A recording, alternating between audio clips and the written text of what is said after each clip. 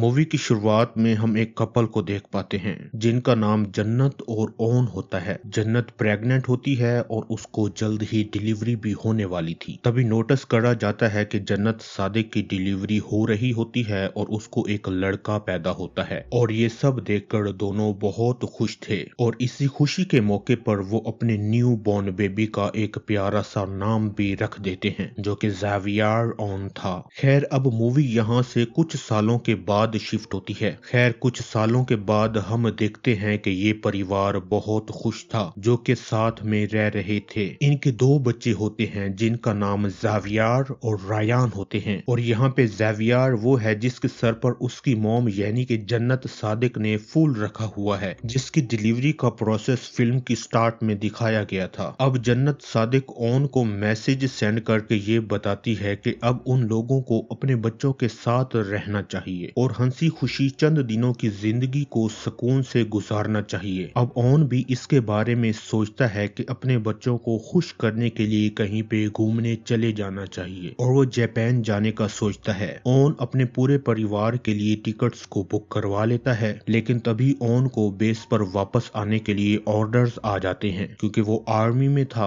और middle east में जंग का माहौल बन गया था, इसलिए उनकी गवर्नमेंट को एक एक सोल्जर की सख्त जरूरत थी। अब क्योंकि ओन जापान नहीं जा सकता था तो इसलिए अब जन्नत, उसका बड़ा बेटा रायान और छोटा बेटा ज़ेवियर जापान चले जाते हैं। अब जन्नत और उसके बच्चे इस टूर को काफी एंजॉय कर रहे थे और वो तीनों ही एक नदी पर आए हुए थे। अब जन्नत अपने हस्बैंड ओन से बात कर रही होती है कि तभी जन्नत रायान को आवाज लगाते हुए भागने लगती है। अचानक वहां पर भगदड़ मच जाती है और बाद में रायान अपने डैड ओन को बताता है कि ज़ेवियर नदी में डूब गया था और वो बहुत मुश्किल से बचा, जिस पर वो एक वीडियो जो कि उसकी मॉम जन्नत अपने डैड ओन से बात करते वक्त बना रही थी अपने डैड को व्हाट्सएप पे भेज देता है, जिस पर ओन ये देखता है कि ज़ेवियर नदी में डूबने की वजह से तकरीबन मर ही गया था लेकिन वहां के लोगों ने उसकी बर वक्त मदद करके उसकी सांस को बहाल किया और ये सब देखकर ओन काफी घबरा जाता है। अब यहाँ पे ओन वीडियो में ज़ेवियर के मुंह से एक ग्रीन लिक्विड निकलता देखता है लेकिन ओन इस बात पर अभी इतना ध्यान नहीं देता। उसको लगता है कि शायद से कोई एल्गी या कोई और लिक्विड उसके मुंह से निकल रहा होगा। खैर यहाँ पे ओन के दोस्त को भी ये बात पता चल गई थी क्योंकि ओन ने इस वीडियो को इंस्टाग्राम स्टोरी में पोस्ट कर दिया था जो कि ओन के साथ आर्मी में है और वो अभी अपनी ड्यूटी खत्म करके जापान वापस लौट रहा था। अब सीन कुछ दिनों के बाद शिफ्ट होता है। अब ज़ेवियर एकदम ठीक हो चुका था और उसे हॉस्पिटल से भी डिस्चार्ज कर दिया जाता है। जन्नत सादिक अपने पति यानी कि ओन को बताती है कि ज़ेवियर ने हॉस्पिटल में कुकम्बर यानी कि खीरा खाने की डिमांड की थी और ज़ेवियर को अचानक से खीरा खाना पसंद आ गया था जो कि पहले उसे सब्जी में बिल्कुल भी पसंद नहीं आता था। खैर अब ज़ेवियर और रायान खेल रहे होते हैं कि तब अचानक से ज़ेवियर अग्रेसिव होकर रायान को काट लेता है क्योंकि यहाँ रायान ने चलते हुए एक मेंढक का रास्ता रोक दिया था। अब ओन को वीडियो में एक ग्लिच भी दिखाई देता है जिसके अंदर वो ज़ेवियर की आंखों का रंग ग्रीन देखता है और फिर ओन मोहम्मद ज़ेवियर के इस अग्रेसिव बिहेवियर के बारे में रिसर्च करता है लेकिन ज़ेवियर को PTSD के अलावा यानी कि पोस्ट ट्रॉमेटिक स्ट्रेस डिसऑर्डर के अलावा कुछ भी नहीं मिलता। फिर ओन जो होता है वो अपने फैमिली डॉक्टर को लाइन पे लेके ज़ेवियर के बारे में बात करता है। वो डॉक्टर ओन को बताता है कि ये सब ज़ेवियर की एज के बच्चों में नॉर्मल है। फिर डॉक्टर ओन मोहम्मद को एक वीडियो सेंड करता है जिसके अंदर ओन फिर से एक ग्लिच को नोटिस करता है और उसके अंदर अजीब तरह से फिर से ज़ेवियर की आंखें डरावनी और सब्ज दिखाई देती हैं। खैर अब ओन इसके बारे में काफी डीप रिसर्च करता है जहां पे उसे डार्क थ्रेड नाम की एक वेबसाइट मिलती है और वो उस वेबसाइट के अंदर रजिस्टर करने के लिए रिक्वेस्ट को भेज देता है। फिर सीन ज़ेवियर के बर्थडे वाले दिन की ओर शिफ्ट होता है और ओन ने अपने बेटे ज़ेवियर के लिए अमेज़न पे जाके एक ड्रोन को ऑर्डर किया था। अब ओन अपने बेटे को व्हाट्सएप पे वॉइस मैसेज के जरिए बर्थडे विश करता है और फिर वो उसके इंस्टाग्राम प्रोफाइल पे जाता है। वहां पे ओन देखता है कि उसने एक कान खजूरे की पोस्ट डालकर कैप्शन में ये डाला था कि माई न्यू लव। अब यहाँ से सीन शिफ्ट होकर ऑन की तरफ आता है, जो कि जन्नत को ये बताता है कि ज़ेवियर का गिफ्ट आ चुका है। तभी ज़ेवियर अपने डैड ऑन को जापानीज लैंग्वेज में एक मैसेज व्हाट्सएप पे सेंड करता है। अब ऑन इस चीज को ट्रांसलेट करता है और ज़ेवियर ने ये लिखा था कि जब ऑन जापान आ जाएंगे तो ज़ेवियर उसके साथ स्विम करने जाएगा। खैर ऑन इसके बारे में अपनी जान जन्नत को बताता है, लेकिन वो ये कहती है कि ज़ेवियर को तो जापानीज आती ही नहीं। अब तभी होता ये है कि डिलीवरी बॉय ज़ेवियर के लिए बर्थडे केक लेकर आता है और फिर वो फ्लावर्स भी लेकर आया था। अब तभी ऑन अचानक से ज़ेवियर को जन्नत के पीछे सीढ़ियों पर खड़ा हुआ देखता है, लेकिन जैसे ही जन्नत पलट कर देखती है तो ज़ेवियर वहां पर नहीं था। खैर अब जन्नत अपने बच्चों के साथ अपने छोटे बेटे ज़ेवियर का बर्थडे सेलिब्रेट कर रही होती है और इन सब को बर्थडे सेलिब्रेट करता देख ऑन भी काफी खुश होता है। लेकिन हम नोटिस करते हैं कि जो वीडियो होती है ना, वो फिर से ग्लिच करने लगती है और ऑन इस चीज को नोटिस करता है। अब जल्दी से ज़ेवियर अपने बर्थडे केक को लेकर बाहर चला जाता है। अब चूंकि ऑन के लैपटॉप में अपने बच्चों के ट्रैकर्स लगे हुए थे, तो ऑन अपने बड़े बेटे रायान को बताता है कि ज़ेवियर नदी के पास जा रहा है, तो वो उसके पास जाए, क्योंकि जो हादसा पहले हुआ था उसके बाद ये पूरा परिवार डरा हुआ था। अब रायान अपने छोटे भाई ज़ेवियर को ढूंढते हुए नदी के पास पहुंच जाता है। फिर वहां ज़ेवियर और रायान ड्रोन पर रायान का फोन अटैच करके उसे उड़ाने लगते हैं। तभी अचानक से ज़ेवियर नदी में कूद जाता है और ये बोलने लगता है कि हमारा ड्रोन क्रैश होने वाला है। फिर वो ड्रोन को पकड़कर नदी में डुबा देता है और सीन फिर से शिफ्ट हो जाता है और हम ऑन को अपने लैपटॉप पे काम करता हुआ देखते हैं। तभी ऑन के पास उसके बड़े बेटे रायान की कॉल आती है और वो अपने डैड ऑन को ये बताता है कि ज़ेवियर के साथ कुछ तो गड़बड़ है। रायान ऑन को उसकी एक फुटेज व्हाट्सएप पे भेजता है। फुटेज के अंदर ऑन देखता है कि ज़ेवियर आधी रात को खीरा खा रहा था और फिर वो कहीं पर चला जाता है। अब रायान अपने डैड ऑन को एक और वीडियो सेंड करता है जिसके अंदर ऑन देखता है कि ज़ेवियर के बिस्तर के नीचे बहुत सारे खाए हुए सड़े हुए खीरे थे और ढेर सारे कीड़े भी थे। ये देखकर ऑन अपनी बीवी जन्नत सादिक को ये सारी बात बता देता है, जो कि अपने घर के किचन में काम कर रही होती है, जिसे देखकर ऑन बहुत खुश हो जाता है कि उसकी बीवी जन्नत सादिक अपने घर के काम में मशगूल है। अब ऑन जन्नत को सारी बात बता देता है, लेकिन जन्नत ऑन की बात सुनकर शॉक्ड हो जाती है कि ज़ेवियर ऐसी हरकतें क्यों कर रहा है और उसे ऐसे खीरे जाया नहीं करने चाहिए थे और उसने इतने सारे खीरे लिए कहां से। लेकिन तभी हमको ऑन के लैपटॉप पर उबर में दी गई टिप के नोटिफिकेशंस दिखाए जाते हैं, यानी कि इसका बेटा उनसे छुपकर कहीं बाहर जा रहा होता है और उन्हें पता तक नहीं होता। खैर अब ऑन कुछ सोच ही रहा होता है कि तभी वो देखता है कि डार्क थ्रेड वाली वेबसाइट के ऊपर उसकी रिक्वेस्ट को एक्सेप्ट कर लिया गया था, जहां पर वो अपने छोटे बेटे ज़ेवियर की हरकतों के बारे में जानना चाहता था। खैर ऑन मोहम्मद उस वेबसाइट पर जाता है और उसे वहां पर पता चलता है कि सुपर नेचुरल स्पिरिट्स के बारे में, जहां पर कई सारे लोगों ने इन सब को लेके एक टेक्निकल ग्लिच समझकर इग्नोर कर दिया था। लेकिन ये उन स्पिरिट्स का तरीका होता है लोगों को अपने बारे में बताने का या ये दिखाने का कि वो सच में इस दुनिया में रहते हैं और जो इंसानी आंखें नहीं देख सकती वो हम वीडियोस में देख सकते हैं। अब ऑन अपने दोस्त से हेल्प मांगता है और वो मान भी जाता है। अब अगले दिन जन्नत ऑन को वीडियो कॉल करके ये बताती है कि रायान कल रात से गायब है। अब ऑन के चेक करने पर उसे रायान की एक वीडियो मिलती है जो कि रायान ने अपने डैड को लेट नाइट सेंड करी थी। वीडियो के अंदर रायान जंगल में था और वो ज़ेवियर का पीछा करते हुए वहां पर गया था।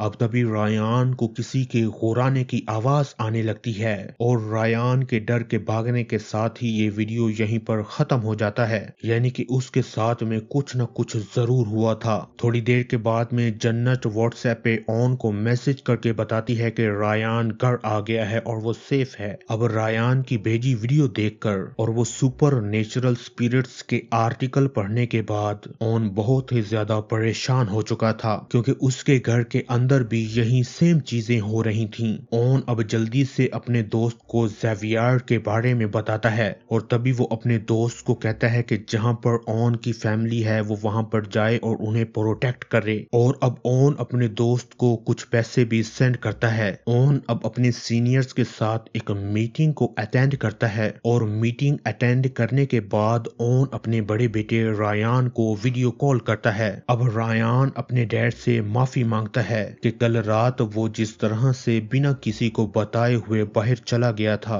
और वो कहता है कि उसे अपने छोटे भाई ज़ेवियर की फिक्र थी, इसलिए वो उसका पीछा कर रहा होता है। फिर रायान अपने कमरे में जाकर ऑन को बताता है कि उसने कल रात ज़ेवियर को जंगल में जाता देखा, और रायान अपने डैड ऑन को बताता है कि पिछले कुछ दिनों से ज़ेवियर की हरकतें आउट ऑफ कंट्रोल होती जा रही हैं, और वो अपने बड़े बेटे रायान को कैमरास को अपने घर के अंदर इंस्टॉल करने के लिए कहता है ताकि वो हर किसी के ऊपर पैनी नजर रख पाए। फिर ऑन अपने दोस्त को वीडियो कॉल करता है और वो ऑन को बताता है कि वो एक मॉन्क को जानता है जो कि इसकी हेल्प कर सकता है। खैर अब थोड़ी देर के बाद में रायान ने सभी कैमरास को घर के अंदर इंस्टॉल कर दिया था, जिसका एक्सेस ऑन के पास व्हाट्सएप पे मैसेज की फॉर्म में आ जाता है। फिर ऑन अपने छोटे बेटे ज़ेवियर को वीडियो कॉल करता है और ज़ेवियर यहाँ पे काफी अजीब नजरों से देख रहा था, और तभी वीडियो फिर से ग्लिच होने लगती है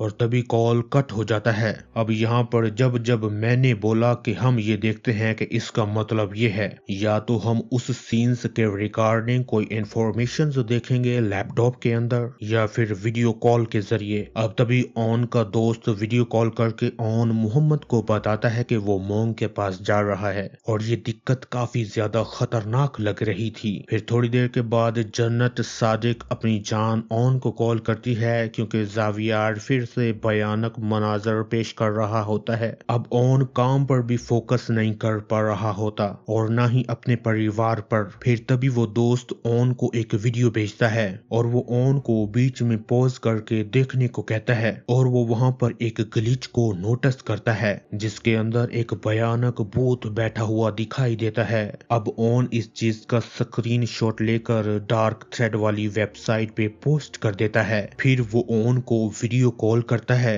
और वो ऑन को एक मॉन्क से मिलवाता है। वो मॉन्क ऑन को बताते हैं कि जिसने ऑन के बेटे ज़ेवियर को अपने वश में किया हुआ है असल में उसका नाम कापा है। तो कापा असल में एक जापानीज माइथियोलॉजिकल क्रीचर्स है जो कि तालाबों और फ्रेश झील्स में पाया जाता है। उन्हें खीरे खाना बहुत पसंद होता है। अब इस कापा के बारे में जापान में बहुत मशहूर है कि वो बच्चों को पानी में डिबोकर मार देते हैं और कभी कभी बड़ों को यानी एडल्ट्स को भी मार देते हैं। अब ये उसकी एक पिक्चर्स ऑन को भी दिखाते हैं और वो बताता है कि कापा के सर में ये जो पत्ता है इसमें खास किस्म का एक लिक्विड पाया जाता है, अगर वो सूख जाए तो कापा मर जाता है। खैर अब ऑन जल्दी से जाकर उस वेबसाइट पर जाकर जापान में हुए कापा पोजेशन वाले केसेस के बारे में रिसर्च करने लगता है। थोड़ा रिसर्च करने के बाद उसे वो केस मिल जाता है जो कि चक रे के बारे में था, जिसे उसके डैड डेरेक रे ने घर के अंदर जिंदा जला दिया था।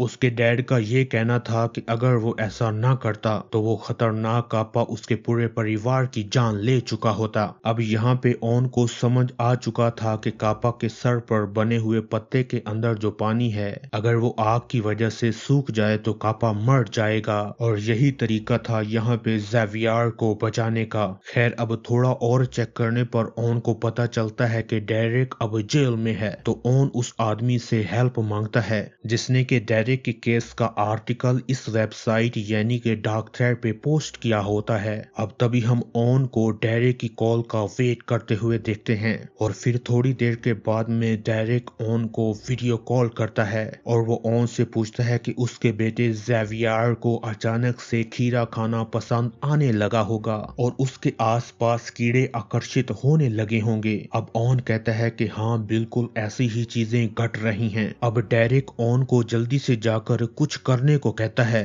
और फिर वो कॉल को कट कर देता है। अब ऑन अपने बेटे ज़ेवियर के बारे में सोचकर और भी परेशान होने लगा था और वो डायरेक्ट अपने दोस्त को वीडियो कॉल लगाता है।